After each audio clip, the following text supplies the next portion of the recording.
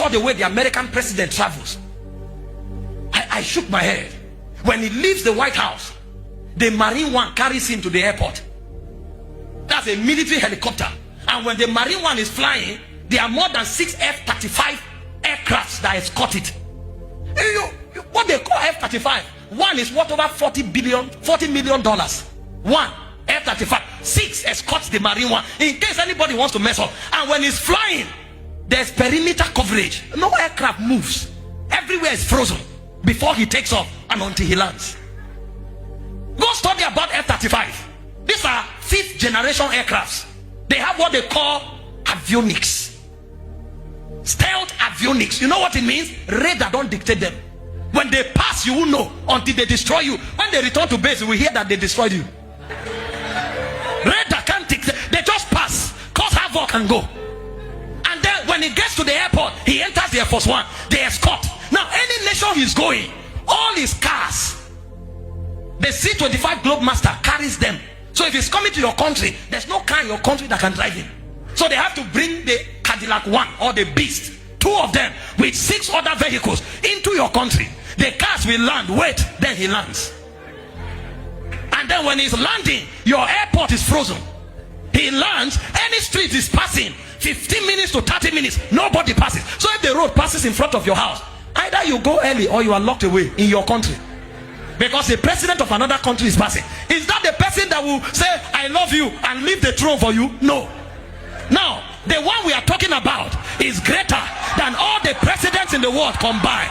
All of them, all the monarchs, all the presidents combined, is greater than them. Then because of you, see what the Bible said. Go to verse 5, Philippians 2. If we have the message, let's read it. Because of you, the one greater than monarchs, greater than presidents, because of you, the Bible said, think of yourselves the way Christ thought of himself. He said, verse 6, please help me fast. He had equal status with God, but didn't think so much of himself that he had to cling to the advantages of that status no matter what. Verse 7, he said, not at all. When the time came, he set aside the privileges, oh my God, the privileges of deity. You know what those privileges are? He sits on the throne. Anything he says become. All the angels worship him. All creation worship him. Dogs, birds, cattle, fowls, mosquitoes, everyone bows. The Bible said, forever and ever, the 4 beasts, they cry, holy, holy, holy. It said the 24 elders, they fall on their faces, they cast their crown day and night, forever and ever, they cry, holy, holy, holy is the Lord. The Bible said he set aside the throne of heaven. He set aside the worship of God. He set aside the power of deity. He set aside because of who? Because of me, the privileges of deity. And he didn't just set aside. He said he took the status of a slave. He didn't just become a human. He became a slave among men. Oh my God. How can the King of Kings become a slave? How can the creator of the earth become a slave among creation? He became a slave. And not just a slave. The Bible said he died the death of a criminal. He died like a criminal, naked before his mother. Oh, when they came to arrest him, he told Peter, put your sword aside. If I wanted, now I can cut 12 legions. I can cut 12 legions. So he could cut 12 legions, but he set it aside. They arrested him. You arrest the master, you arrest the King of Kings. Jesus said, this commandment I have received from my Father. He said, no man taketh my life from me. I have the power to lay it down and to take it up. He allowed himself. You know, when he came to them, he said, whom seek ye? They said, Jesus of Nazareth. He said, I am he. They went back and fell, but he surrendered. They spat on him, they pulled his hair, they beat him, they kicked him. Oh, you need to see what happened to him. Do we have the picture? Where is the media? Show me where they tied him to the pillar. The naked God, they pulled God's garment, they tied God to a pillar, and they were wiping him. The canes they used to flog him, they had bones, they had chisels. Go to the one where they tied him to the pillar. When they flogged him, his skin pulled out. That's God.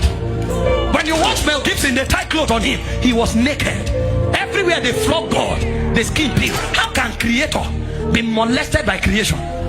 They spat on him. The scripture that described this act was Isaiah 12. If you read Isaiah 52 verse 14, they pulled removed his beard. They spat at him. Can we have that scripture? Well, we are coming back to this. Can we have Isaiah 52 verse 14? If you have the message, help me. Oh my God. The master. He said, but he didn't begin that way.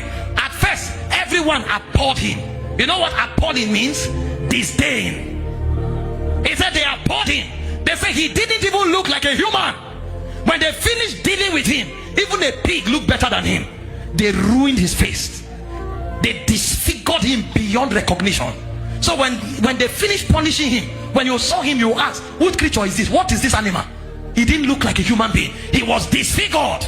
And in that state of disfigured their countenance, they gave him a cross. And he trekked for almost 1 kilometer.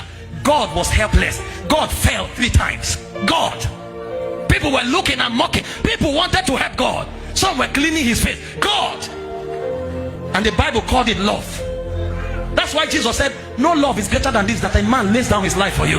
He didn't just lay his life. He laid it down in shame like a criminal. And then they hung God on the cross. 6 hours. Look at the picture of the cross. The one you saw in the movie, he was hanging straight. They don't hang people straight. When people hang on the cross, they are bent over. Because you can't even be straight. You are hanging. So what it meant was that he was depressing his diaphragm. He couldn't breathe. Every time he breathed, he had to pull the nail on his wrist up to breathe for 6 hours. That's love. That's love for you and I. When they put the crown on him, it was thorns. And the point came. The biggest of all persecution was when the father turned his back and he cried, Eloi, Eloi. In the history of divinity, they had never separated. Eloi, Eloi. That's spiritual death. Why hast thou forsaken me? It's called the love of God. Do you know why we are audacious when we go out? The Bible said in Romans 8:32, if he did not withhold his only begotten son, but gave him freely for us, he said, how shall he not with him? This is why when I make demand, I don't fear, because the greatest love has been demonstrated. There's nothing God cannot give me. He gave me Christ, and he gave me Christ with everything. This is why you should ask God for anything, because when he gave Christ, he gave his best for you. Do you see why people like us, you can't look at me and say, hey, get out, I don't like you. Your love means nothing, sir. I have the love of the Father. When somebody he's in a relationship, they say unless you fornicate, he refuses, they end the relationship, he's crying. We can't be heartbroken, sir. We are too loved to be heartbroken.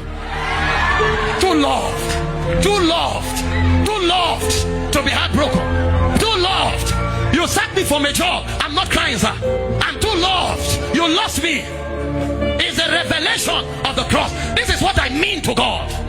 God can endure shame for me. God can endure death for me. God can endure disgrace for me. He loves me with an everlasting love.